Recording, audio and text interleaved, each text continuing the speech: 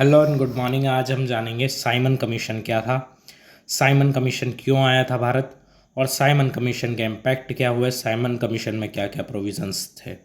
So let's move forward to today's video.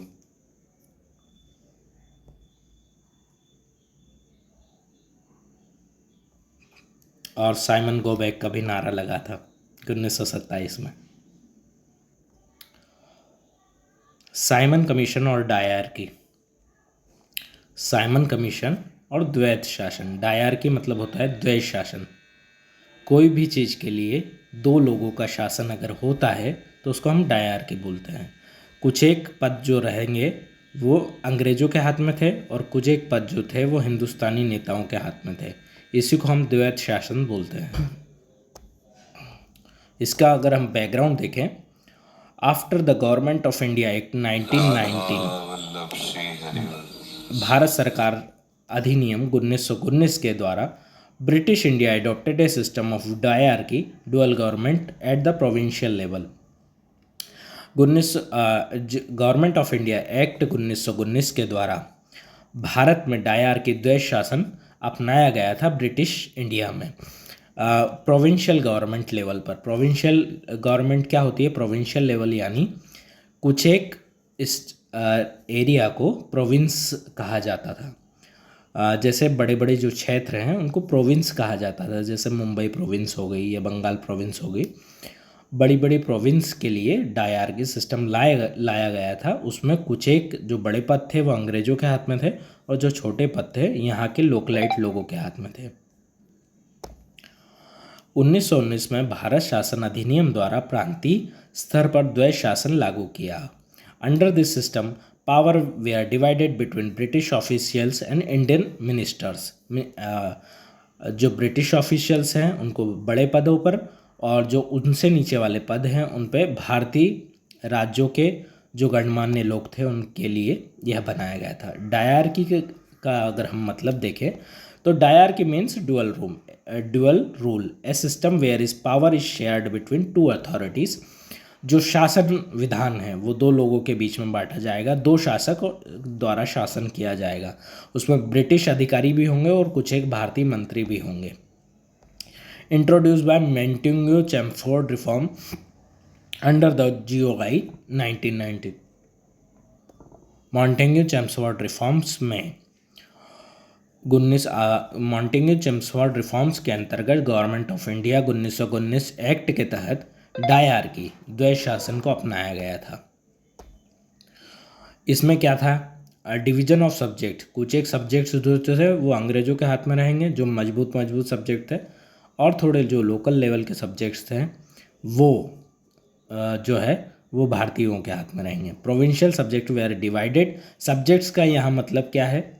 Subjects का मतलब ये नहीं है कोई विषय हो, यानी सब्जेक्ट्स का मतलब यहाँ पर है कि पावर्स या फिर मंत्रालय, जो आज हम मंत्रालय बोलते हैं उसको जो है अंग्रेज जो मेन मंत्रालय थे वो अंग्रेज़ों के हाथ में थे और जो छोटे कम स्तर के जो मंत्रालय थे वो जो थे भारतीयों के हाथ में थे।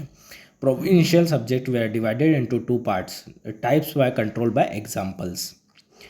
जो reserved and governor and British official law and order, police, finance and land revenue, ये था अंग्रेज़ों के हाथ में। जो जहाँ से पैसा उगाया जा सकता था वो सारी चीज़ें अंग्रेज़ों के हाथ में थी। गवर्नर अंग्रेज रहेगा, लॉ एंड ऑर्डर अंग्रेज़ों के हाथ में रहेंगे, पुलिस अंग्रेज़ों के हाथ में रहेगी और फाइनेंस पूरा जो वित्तीय प्रबंधन है वो अंग्रेज़ों के हाथ में रहेगा, और लैंड रेवेन्यू भी अंग्रेज़ों के हाथ में रहेगा। ये उन्होंने बनाया था।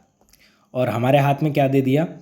ट्रांसफरेबल सब्जेक्ट्स जो थे वो इंडियन मिनिस्टर के हाथ में थे, जैसे एजुकेशन, शिक्षा, जिसमें हम उतना उन्नति नहीं कर पाते, हेल्थ, जिसमें लोगों की उतनी उन्नति नहीं थी, एग्रीकल्चर और लोकल गवर्नेंस में कितना रेवेन्यू बनेगा।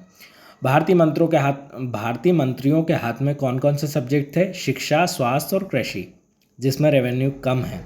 और जो अंग्रेज़ों के हाथ में थे वो क्या क्या थे? पुलिस उनके हाथ में थी, कानून व्यवस्था उनके हाथ में थी और वित्त विभाग जो था पूरा उनके हाथ में था। तो इसी का विरोध हुआ। द्वैत शासन में प्रॉब्लम क्या थी? The government had finally authority real power remained with British. उन्होंने बोला, साइमन गोबेक के नारे इसीलिए लगे थे क्योंकि जो द्वैध शासन में जो जितनी भी पावर्स थी, जो मालदार मंत्रालय थे या मालदार जो जितनी भी चीज़ें थी वो ब्रिटिशों के हाथ में ही थी। हमारे जो नेता लोग थे उनके हाथ में उतने पावर्स नहीं थे। Lack of coordination sorry lack of coordination between reserve and transfer subject. आरक्षित और हस्तांतरित विषयों के बीच में तालमेल की कमी थी। अब तालमेल की कमी क्यों हुई? क्योंकि ब्रिटिश लोग यहाँ देश चलाने नहीं आए थे, देश को लूटने आए थे। उन्होंने जो भी जितने भी मालदार विभाग थे, मालदार जहाँ से पैसा उगाही किया जा सकता था, वो उनके हाथ में रखे थे। The Indian minister had no powers, only limited controls. भारतीय जितने भी मंत्री थे उनके पास वास्तविक शक्ति थी ही नहीं, बस वो नाम के उनको पावर्स दिए गए थे। System failed creating political dissatisfaction among Indians. यह प्रणाली असफल क्यों रही? क्योंकि भारतीयों में इसको लेकर असंतोष बढ़ गया था। क्योंकि हाथ में अगर जैसे मंत्रालय है या कोई भी विभाग है और पावर नहीं है तो फिर वो कोई काम का नहीं है। डिमांड एंड रिव्यू, पुनर्निरीक्षण की मांग। Indian demanded a review of the 1919 act after 10 year promised. कोई भी अगर नियम बना है तो उसको 10 साल 20 साल में रिन्यू करने की ज़रूरत होती है, समय काल परिस्थिति अनुसार। भारतीय लोग जो थे वो डिमांड कर रहे थे काय के लिए कि गवर्नमेंट ऑफ इंडिया एक्ट 1919 को फिर से रिवाइज किया जाए। भारतीयों ने 1919 अधिनियम की समीक्षा की मांग की जो 10 वर्षों में की जानी थी पर हुआ नहीं था। साइमन कमीशन के अपॉइंटमेंट को लेकर भी उसमें कुछ गड़बड़े थी। Appointment of Simon commission announced by British government on 8 November 1927। Simon commission में जो 7 जो मेंबर्स थे, जो कमीशन बना हुआ था उसमें 7 लोग अंग्रेज थे, कोई भी भारतीय नहीं था। 7 मेंबर जो भी थे वो अंग्रेज थे और उसका जो चेयर कर रहे थे, उसकी अध्यक्षता जो कर रहे थे वो जॉन साइमन सर कर रहे थे, head by John Simon. Objective क्या था? To review the working of 1990 act and suggest constitutional reforms. घोषणा भारतीय ब्रिटिश सरकार ने 8 नवंबर 1927 को साइमन कमीशन की घोषणा की थी। संरचना में सभी ब्रिटिश थे, कोई भी उसमें भारतीय सदस्य नहीं था। सर जॉन साइमन ने इसकी अध्यक्षता की थी। 1919 अधिनियम की समीक्षा करना, सुधारों की सिफारिश देना। भारतीय रिएक्शन क्या था? भारतीय लोगों का रिएक्शन ये था कि पूरे भारतवर्ष में उसका बायकॉट किया गया क्योंकि उसमें एक भी भारतीय नहीं था। भारतीयों के लिए कोई काम कर रहा है, भारतीयों के लिए अगर कोई काम कर रहा है तो उसमें भारतीय लोगों का प्रतिनिधित्व हो कम से कम। तो उसमें इसीलिए विरोध किया गया क्योंकि 7 लोग अंग्रेज थे। नेशनल वाइड बायकॉट, पूरे भारत स्तर पर उसका बायकॉट किया गया। Indian opposed, it's non Indian member was included. पूरे भारत में इसका बहिष्कार किया गया।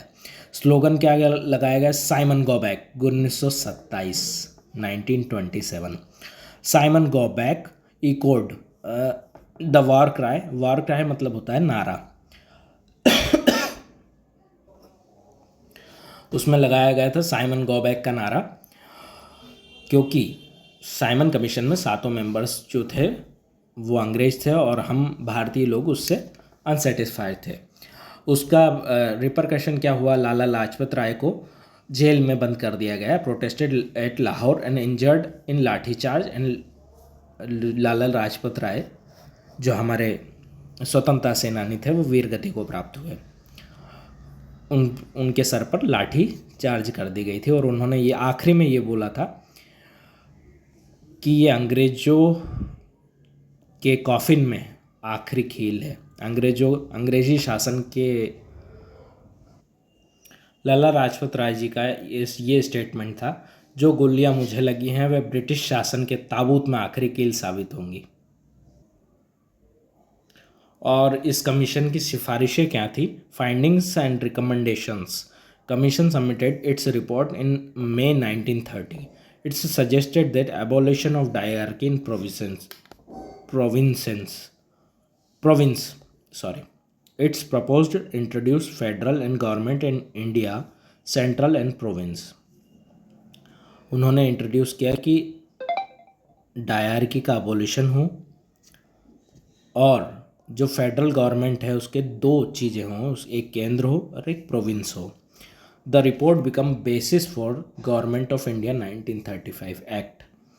जो साइमन कमीशन है उसकी कुछ एक रिपोर्ट्स जो उसकी फाइंडिंग्स थी वही आगे चलकर गवर्नमेंट ऑफ इंडिया 1935 एक्ट बना। मुख्य सिफारिशें क्या थी? प्रांतों में द्वैध शासन समाप्त किया जाए, यानी कुछ एक पद जो थे वो अंग्रेजों के हाथ में थे और बाकी पद जो थे वो भारतीयों के हाथ में थे। भारत में संघ शासन प्रणाली लागू की जाए। केंद्र सरकार और प्रांतीय सरकारों के बीच में अधिकार बांटे जाए। इसका ऐतिहासिक महत्व क्या है? Simon commission was turning point for Indian constitutional development, led to the Round Table Conference 1930 to 1932, eventually to the Government of India Act 1935। कुछ एक चीज़ें जो है, पिछली चीज़ें जो है आगे काम आती हैं, पिछले आंदोलन जो थे वो आज काम आते हैं। ऐसा ही हुआ।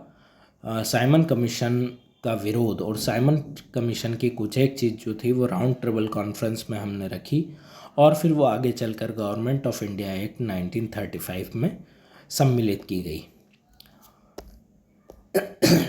यहाँ समरी अगर हम देखें, साइमन कमीशन किसके नाम पर बना था? सर जॉन साइमन के नाम पर बना था।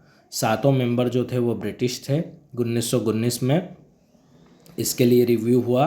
साइमन गो बैक के नारे लगे, ठीक है। द्वैध शासन की मांग थी, यानी द्वैध शासन हटाया जाए उसकी मांग थी और यही आगे चलकर भारत शासन अधिनियम 1935 की नींव बना और इसका की रिफॉर्म्स था द्वैध शासन का अंत, जो डायरकी थी वो उसका अंत हो। Connection between dyarchy and Simon commission, dyarchy हटाना और साइमन कमीशन की रिकमेंडेशंस थी। 1919 में द्वैध शासन की असफलता के कारण 1927 में साइमन कमीशन का गठन किया गया। कमीशन ने द्वैध शासन समाप्त करने और प्रांतों को अधिक स्वायत्तता देने की सिफारिशें की थी और इसका निष्कर्ष क्या निकला?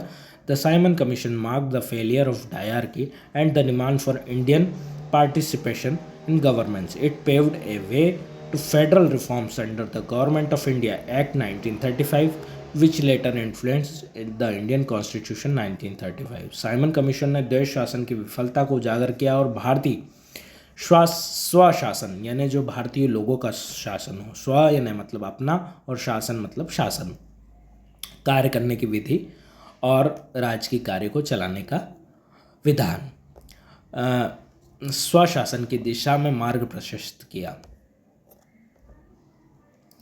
तो ये रहा आज का टॉपिक, राधा वल्लभ श्री हरिवंश। हमें आध्यात्म से जुड़े रहना है। आध्यात्म हमें बहुत सकारात्मक दृष्टिकोण देता है।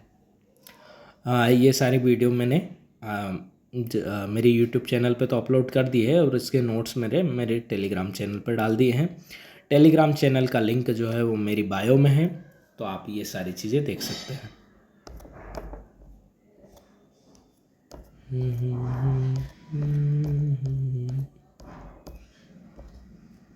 सर जॉन साइमन, हो सकता है साइमन कमीशन का हिस्सा मैं भी रहा हूँ। जय हिंद।